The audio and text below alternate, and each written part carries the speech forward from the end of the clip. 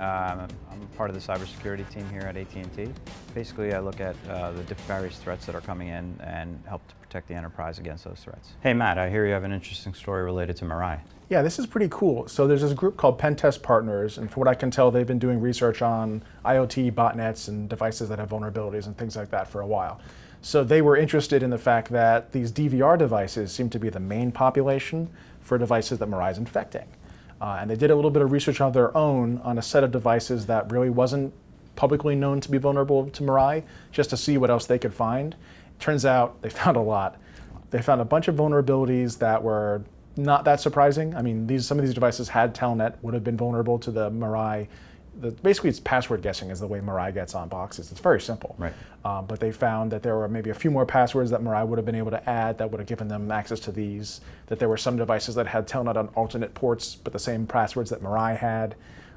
Some interesting, there was at least one bug in the web interface where if you send the right request, you can actually kill the main process on these devices, and they won't come back until the watchdog, which is like another process on the box that checks, until that thing kicked it back up. And it could be up to 2 minutes before the camera started effectively working again or recording. So this is a way to knock off a device for 2 minutes. You know, and if you want to walk past that camera, you've got 2 minutes to do whatever you want. And then they could keep doing it over and over again, right? Over, exactly. So there's a bunch in this report, and it's very interesting. They talk about a couple other vulnerabilities they found. The one thing I found particularly interesting is they found the packaging tool. So basically the firmware creation tool they've got, you give it, you can build your own firmware for these devices specifically, and it's going to run because you've packaged it with the official tool. And you can make changes to the firmware that way. And this would be a great way if you wanted to patch out all the passwords, change the default passwords. You could do that, and you could inoculate these devices against Mirai. On the other hand, you could build your own firmware with Mirai baked into it, and it would work just as well. I was really excited to learn about this firmware creation tool that they had. That tool itself introduces vulnerabilities in the form of really weak username and password on Telnet.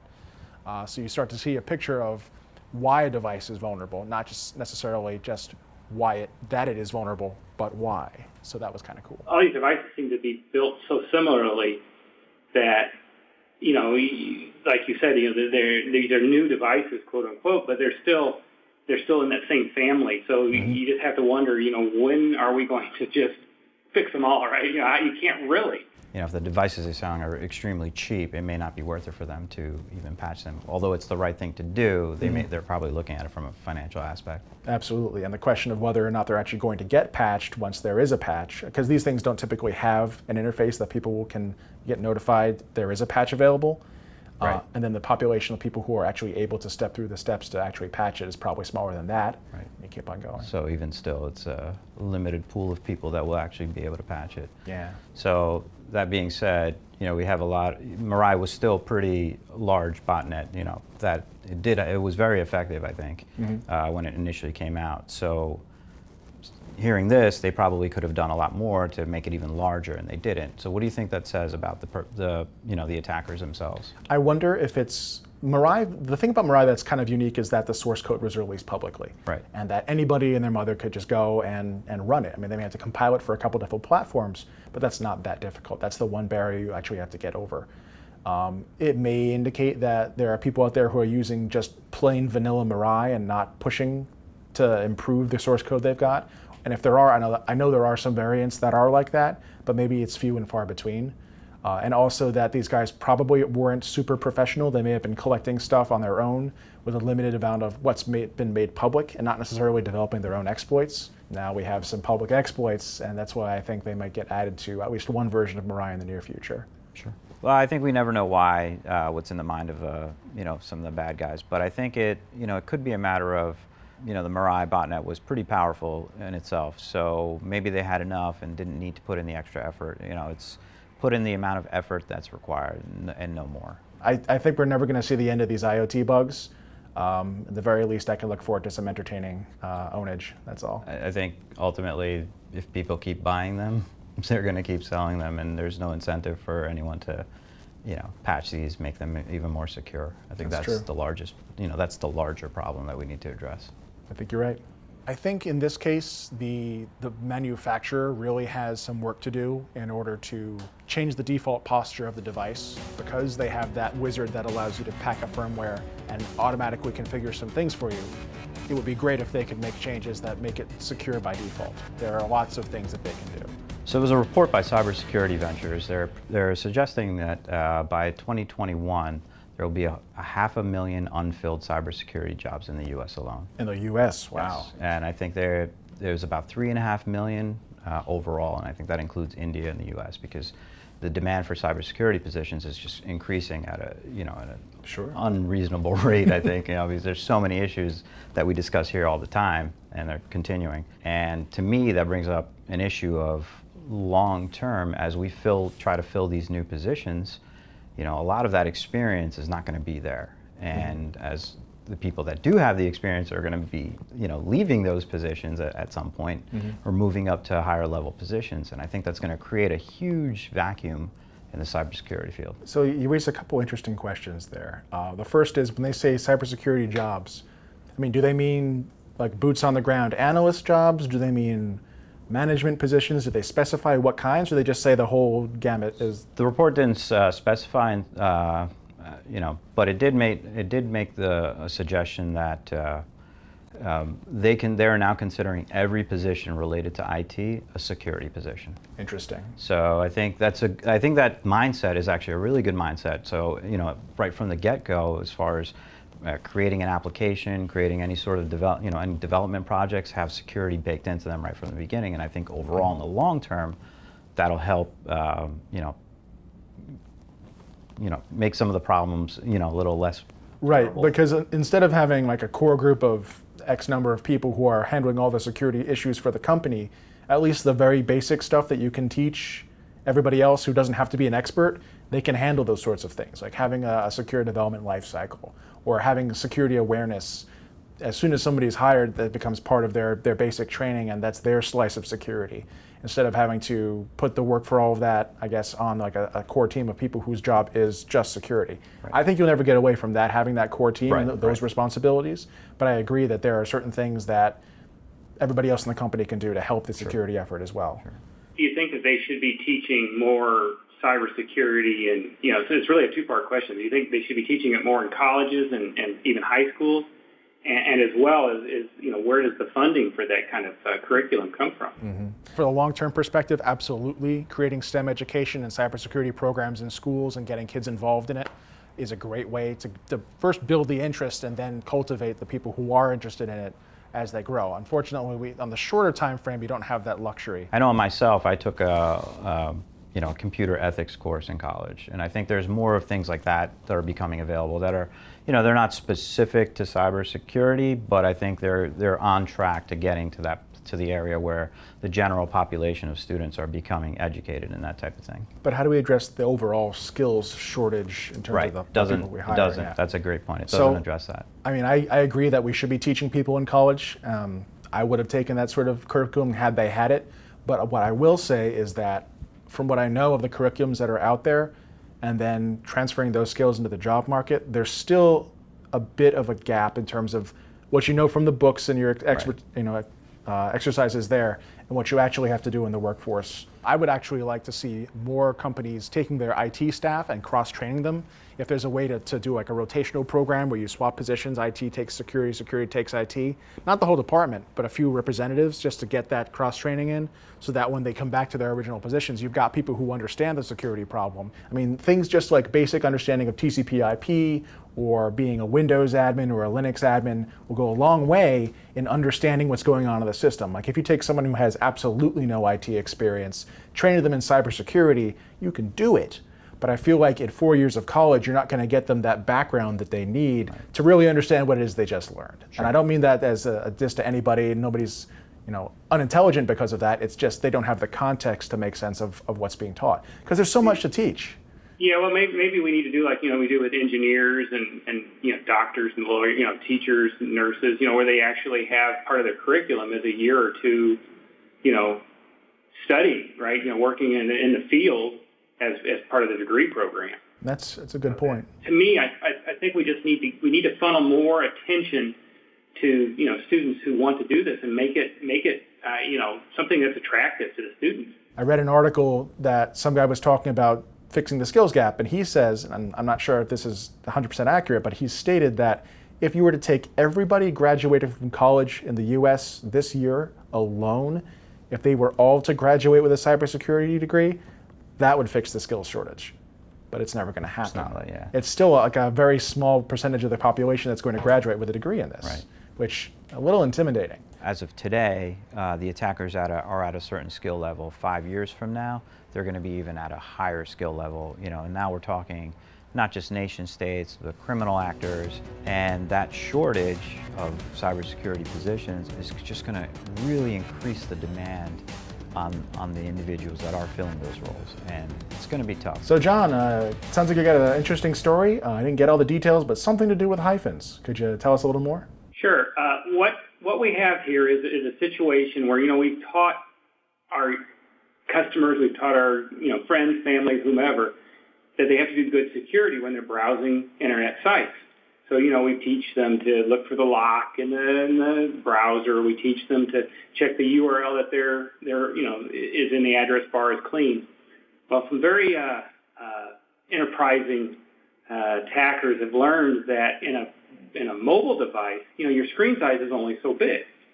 And the challenge there is that in the address bar, it's going to get truncated if you have a very long URL. And so what they have actually done is they've started with phishing or even redirected websites, is that they'll put dash padded URLs. So there's a lot of hyphens in it, and then they actually have the real, or the site has all these hyphens in it. So when you look at it in your browser, in that address bar, it looks clean. It looks like www.goodcompany.com. But if you actually expand it all the way out, there's all these dashes in there. So it's goodcompany.com -- attacker, die.net, or whatever. So it's all of a sudden we've gone to, the users are typically not going to scroll over to see that whole URL. They're going to see what's in the address bar and think it's clean. And in reality, because of the truncation of the view, they're going to a bad site. It's a normal sounding URL for a normal company that you may want to visit their website, and it's the bad domain, and it's being used to phish people's credentials. Is that something that's particular to any one browser that you can trick it in that way, or it's just padding it out as far as it goes? It's just padding it out as far as it goes. Your browser URL can be really long. In the old days, it used to be a certain length is all a URL could be. Mm-hmm. But now it's I don't even know what the limit is. It's long. Let's put it that way. And so, but your screen size, even on a PC, is only so big. So if you can pad that URL, that domain name, or however else you're directing somebody to, out with some characters that maybe get padded off the end of the screen, they're not really going to see the whole URL unless they hit a cursor or scroll over in some fashion. I feel like it might be a little bit much to ask users to know every single terminating character that's valid in a URL. That might be a bit much. But your browser probably should be able to tell you whether or not that is. I mean, there are things that are reasonable, there are things that are unreasonable, and I'm sure we can argue all day as to whether or not 7 dashes in a URL or in a domain name is really a legitimate thing. So maybe from a corporate security perspective or a managed security perspective, that'd be great to throw that into your threat hunting or your detection algorithms. But for a home user, grandma sitting at home checking her Hotmail, who sees that, I think there needs to be something else that the browser does. I think that would be the right place to enforce it. That's true, and most people won't bother to do that because it's a little bit of a pain on mobile, isn't it? Well, and we've taught them this, right? Even the good guys are looking at, okay, I see the lock, I see the URL looks clean, everything else looks good on my screen. So why would I even suspect that way over to the right on that URL is the actual the bad domain? From a solutioning perspective, I don't really have a good solution yet, to recommend it other than, you got to look at that, make sure the end of the URL is really the end of the URL on that address bar. I do anticipate we'll see some vendors start trying to close this gap in the actual, address bar, but I don't, we don't really have a solution right now. So I think a possible workaround might be to maybe just use that, the app instead of going to the URL of that site. Yeah, and that's one thing to do is as long as you've got that app from a good place, then but it's still in the browser itself, like a Chrome, Safari, IE, whatever, Firefox, whatever your favorite browser might be.